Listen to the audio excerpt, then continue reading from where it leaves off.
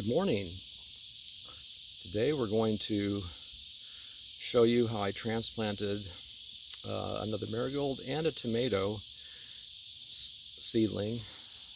Not really a seedling anymore, it's gotten quite tall, into one of these larger crow pots. And I'll start with a Bible verse that my mom used to always say, "Today is the day that the Lord has made. Let us rejoice and be glad in it." Now, what I've done here with this pot is I've done something a little different. Usually I'll fill it with regular potting soil, like this. You know, just regular old potting soil.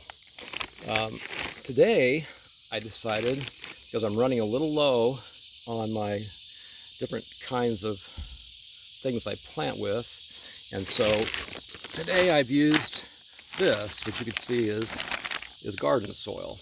It's pretty much just the same. It's very similar to the potting soil. It has a little fertilizer in it, just like the potting soil does. But today what I did, because I was running a little low, is I went out to my garden and I just collected some leaves. And some people say you shouldn't use, but this grass is, they say you shouldn't use like fresh grass, and this isn't fresh grass, it's a little bit dried. But you can see here all this good peat moss. And you can also see, if I can pull it out of there, you can see there's a little tiny piece of plastic in there. That's because I had this peat moss. This is the old bag. You see the bag was falling apart. I had this old bag out in the garden and it was deteriorating. And it was time to get it out of the garden. So I just, I took some of this material and I put it into the grow pot, and then I did my transplant. I took this plant, and you can see it has, it's kind of spindly, but it has a tomato there, and it's got a couple of tomatoes there, and even though it's getting on to the end of August, it's worth trying to help these little fellas grow to become something. Always, and like I did in my last video, I always go ahead and wrap a little aluminum around the bottom of it just to keep any grubs away.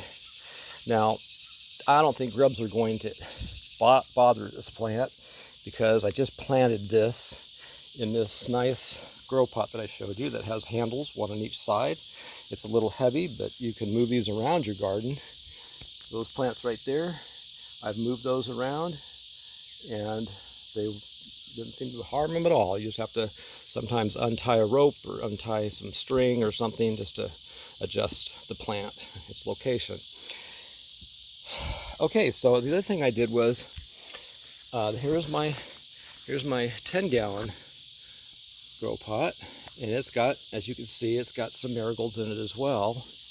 And I took one of these, used a shovel like this, and I just dug up one of these and transplanted it to the 20-gallon grow pot. And I identified the tomato with a little plastic